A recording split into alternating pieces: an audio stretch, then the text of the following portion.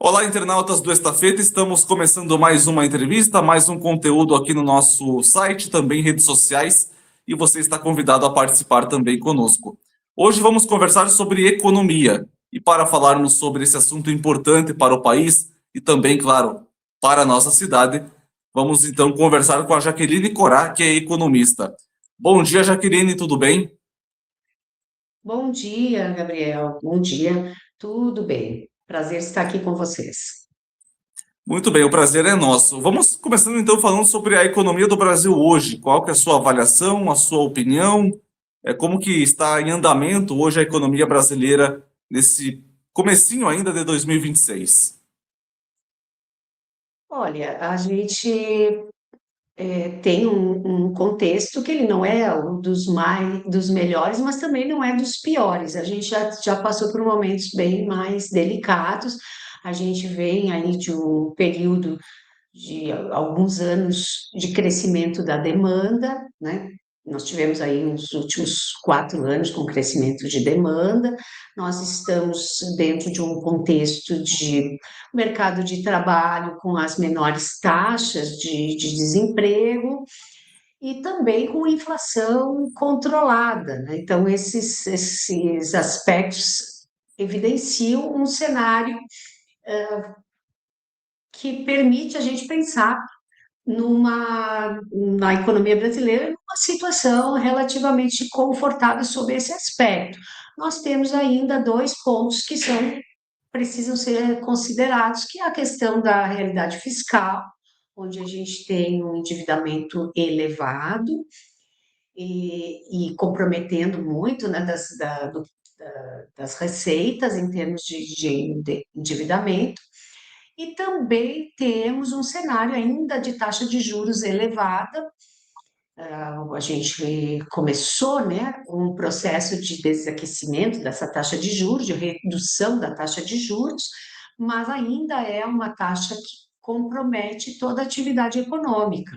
Nós estamos falando em 14,75%, a taxa Selic, teve uma recuo 0,25 agora na última reunião do Copom, mas isso compromete tanto que os indicadores do PIB do ano passado demonstraram isso. Nós tivemos a metade do ano de 2025, a economia não cresceu, ela andou de lado, né? Ela estabilizou, ela não teve crescimento algum no segundo semestre e muito se coloca em cima dessa taxa de juros. Então, hoje nós temos esse aspecto, taxa de juros alta e tributação alta. Então, são dois aspectos que estão comprometendo a atividade econômica e que precisam ser revistos nesse aspecto para que a gente possa voltar a trabalhar com as perspectivas de crescimento da economia. Muito bem, em termos de projeção para o futuro, até olhando agora para o cenário do desemprego, a projeção, na sua avaliação, é positiva ou negativa? A questão do emprego, a gente tem acompanhado aí nos últimos trimestres, a gente está com indicadores de desemprego muito baixos, nunca vistos na história. Então, existem algumas hipóteses, né, que são levantadas, porque a gente identifica, então, que para muitas empresas faltam trabalhadores, buscam esses trabalhadores no mercado de trabalho e não encontram. Por outro lado, a gente também vê um número elevado, como a gente estava comentando, nos beneficiários do Bolsa Família. Então, tem um grupo da sociedade que está protegido com a questão dessa rede de proteção, que é o Bolsa Família, e isso talvez tenha alguma relação com esses indicadores menores do mercado relacionados ao mercado de trabalho formal, considerando que a gente não tem desemprego. Se a gente olhar os números oficiais, os números que são apresentados em termos de desemprego no Brasil, no Rio Grande do Sul menos ainda, né, porque as nossas taxas são sempre mais baixas do que as taxas de desemprego nacional, a gente não tem desemprego. A gente fala hoje aí 5%, não chega a 5% as taxas de desemprego, e isso não é considerado, pelo contrário, né? A gente está numa margem assim, de uma economia em emprego. Até olhando aqui para as informações que foram passadas aqui da produção, no ano passado o desemprego ele acabou tendo ele acabou subindo para 5,8%, então dados do IBGE. E o menor patamar desde a série histórica, né? Que foi iniciada em 2012. São 6 milhões e 200 mil praticamente de pessoas hoje sem emprego, né? Estando aí na faixa de desemprego.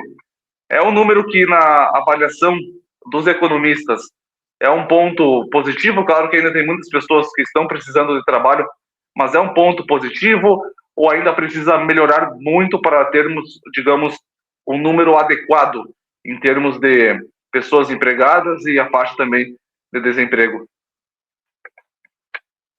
Olha, é claro que essas taxas, elas não são consideradas como taxas de desemprego, porque existe toda uma lógica de fluxo um, entre uma entre admissões e demissões, e nesses aspectos a gente precisa considerar que esses 5, alguma coisa, eles fazem parte da normalidade, né?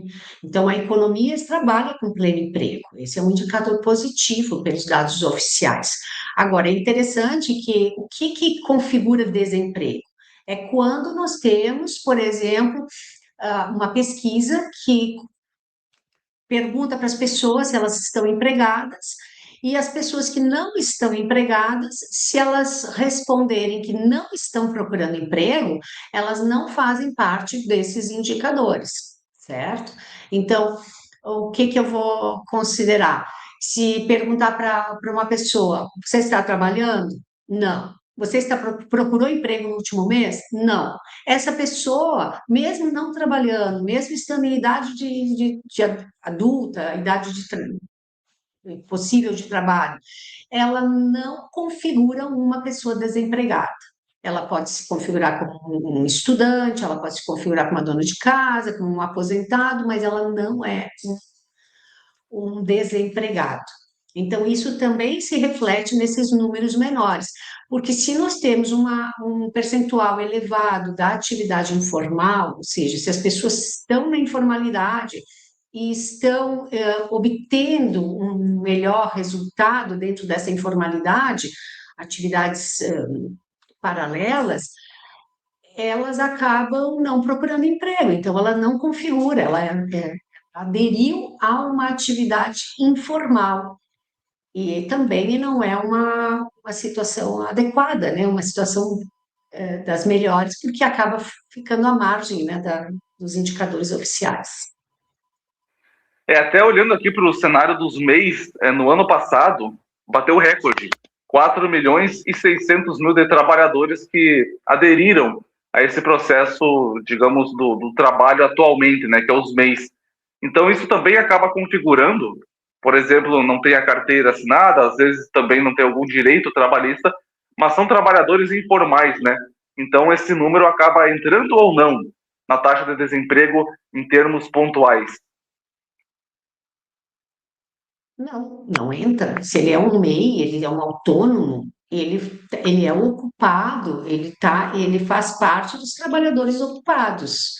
Ele não é registrado, não tem a carteira assinada, vamos dizer, ele não é um trabalhador da CLT, mas ele é um autônomo. Ele não configura, ele não está nesses 6 milhões e poucos desempregados, ele faz parte dessa população ocupada. Então, a gente tem alguns indicadores ali do próprio IBGE que mostram que nós temos lá cento e poucos milhões de pessoas que estão ocupadas, mas a carteira assinada, eu não tenho aqui agora os dados, até posso olhar aqui.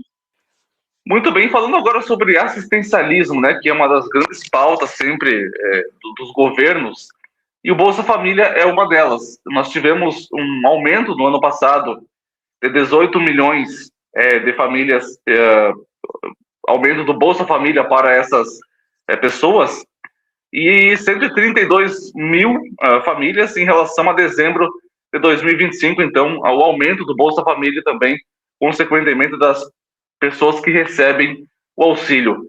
Quais, hoje, no atual governo e também no Brasil, quais pessoas que têm o direito de receber? Tem algumas dúvidas sobre as gestantes, por exemplo. Acabam conseguindo trabalho, conseguem um emprego, elas ganham ainda Bolsa Família, enfim, um pouquinho sobre agora o Bolsa Família e essa questão do assistencialismo. Sim, o Bolsa Família é sempre, né, todos esses programas acabam sendo programas que acabam gerando uma certa polêmica em cima da sua proposta inicial, seus resultados, né, e o que eles incentivam, se incentivam ou não o trabalho na sociedade. Então, o que a gente tem alguns dados? Em 2024, nós tínhamos um saldo, um total de 20,8 milhões de famílias no Bolsa Família, dentro do programa. Veranópolis reduziu 30% o número de famílias nos últimos 16 meses, até o mês atual, então até o mês de abril, e de 262 pessoas, famílias, 262 famílias, foi para 174 famílias nesse período. A queda superior à média nacional, que é de 15%, e a média estadual, que é de 11%. Então, informações aqui, inclusive, da Prefeitura Municipal aqui de Veranópolis. Como você vê também esses números, então, aqui da nossa cidade, Veranópolis reduzindo o número de famílias dentro do programa Bolsa Família, de 262 para 174, e repito, a queda superior à média estadual, 15%, e a média nacional, 11%. Sim, uma excelente notícia, né? Se a gente olha por esse lado, que você consegue reduzir, porque o objetivo é que essas pessoas possam sair do programa, mas obter, né, por essa mobilidade social, encontrar um emprego, ter uma outra perspectiva de vida, acessar outros serviços, inclusive da sociedade, oferecidos para a sociedade, não gerar esse assistencialismo e essa dependência continuada. O que a gente viu e o que é relatado é que houve uma mobilização conjunta da sociedade para buscar soluções ou para acessar esse grupo de famílias, que são essas 262 famílias, e a partir então dessas iniciativas conjuntas, que eu acho que é por aí o caminho, né? Existem as políticas públicas, mas elas precisam também do apoio da sociedade, porque a sociedade organizada, ela pode sim pensar que ela pode gerar uma vaga específica para acomodar um cidadão que está no Bolsa Família. Então, eu imagino, não tenho dados específicos do que foi feito, né, como o prefeito, os secretários, né, dentro da área de desenvolvimento, proteção social, agiram nesse caso, mas dentro de uma proposta de conjunta, eu imagino que mobilizaram a sociedade para encontrar espaço para inserir no mercado de trabalho essas famílias. E a partir então porque precisa inclusive envolver capacitações, né, ou gerar oportunidades, capacitações, e muitas vezes é educar uma população para ela perceber essa oportunidade, porque muitas vezes as pessoas, é difícil a gente, eu sempre comento, como que a gente julga ou a gente entende a maneira daquela família pensar com a nossa vivência, a partir da nossa experiência e da nossa vivência. Quer dizer, nós temos conhecimento, nós temos uma perspectiva de vida, nós temos uma visão de mundo que é muito diferente de muitas famílias, que não conseguem perceber o que elas estão perdendo se elas não buscam as oportunidades que são colocadas. Ou seja, essa ideia de que a família prefere permanecer no Bolsa Família para estar amparada pelo governo do que trabalhar. Então, é algo assim também que não tem assim, estudos conclusivos nesse sentido. Tem algumas indicações, mas não chega a se ter a nada conclusivo. O que a gente tem é que falta muitas vezes essa educação para essas famílias perceberem um horizonte de médio e longo prazo e não apenas o horizonte do dia, do prato de comida na mesa, mas perceber que por meio da capacitação, do estudo, do trabalho, ela consegue, no médio e longo prazo, mudar uma realidade que é a da sua família e também, a partir da sua família, mudar a realidade do seu bairro, e essa realidade vai sendo alterada na medida que nós vamos tendo mais pessoas que vão mudando, né? Quer dizer, é um processo dinâmico e contínuo dentro de uma realidade, por exemplo, de um município. Então, acho louvável a ideia de Veranópolis. A gente sabe que outros municípios, como Bento, também têm alguns indicadores e algumas ações nesse sentido, em que a gente consegue tirar aqui um número grande de famílias de uma condição e passar para outra condição. Se pensar no Brasil como um país que tem 5.570 cidades, municípios, 5.570 municípios, e que 75% mais ou menos deles, em torno de quase 4.000 municípios, têm menos que 20 mil habitantes, uma realidade próxima à de Veranópolis. Veranópolis tem, acho que 25 mil habitantes por aí, né? Quanto menor o município, mais dependente das transferências e repasses públicos, seja Bolsa Famílias, programas sociais, seja Previdência. Então, essa realidade de Veranópolis, de dependência também de municípios e de famílias, de Bolsa Família, ela é a realidade do Brasil, a maior parte das cidades, e a realidade do Rio Grande do Sul, que ainda é pior, né? Porque nós temos em torno de 402 municípios, ou seja, mais de 80% dos municípios têm menos de 20% de 20 mil habitantes. E são dependentes da Previdência Rural, dependentes do Bolsa Família. E como é que a gente muda isso? Só vai mudar isso quando há uma integração das iniciativas públicas e privadas, das questões de olhar essa sociedade, olhar a realidade social e mapear isso. Por exemplo, uma cidade com 20 mil habitantes que pode mapear 260 famílias que estão dependentes desse programa, e pode-se fazer, então, esse pente fino, fazer essa análise e entender o nível de vulnerabilidade que cada grupo tem, que são vulnerabilidades diferentes, e como acessar e como melhorar e reverter essa vulnerabilidade. Então, a gente vai ter condições. O que está faltando é capacitação. A gente sabe que hoje existem muitas empresas ofertando trabalho, mas as pessoas não são capacitadas. Elas não têm as condições necessárias para acessar, inclusive no mundo hoje tecnológico, digital, que nós temos aí um grande número de analfabetos funcionais também. Então, é preciso, sim, mobilizar todos esses órgãos e a iniciativa privada, as empresas, para criar um caminho para solucionar isso. Não basta dizer que a família não quer trabalhar e que quer se manter no Bolsa Família, né? Porque muitas pessoas não percebem, não conseguem ter visão de médio e longo prazo. Elas não têm educação no sentido de conhecimento para conseguir perceber como é esse cenário futuro se ela fizer a parte dela dentro desse processo. Mas não basta ela fazer a parte dela, acessar o mercado ou buscar, é preciso também outros níveis da sociedade. A gente tem muitas desigualdades no Brasil. Com certeza, e com certeza teremos muitos assuntos ainda ao longo do caminho para conversarmos. De antemão, então, já te agradeço agora, agradeço pelas suas palavras, pela sua participação e desejo um bom trabalho. Obrigada, e fico à disposição aqui no curso de Economia da UX.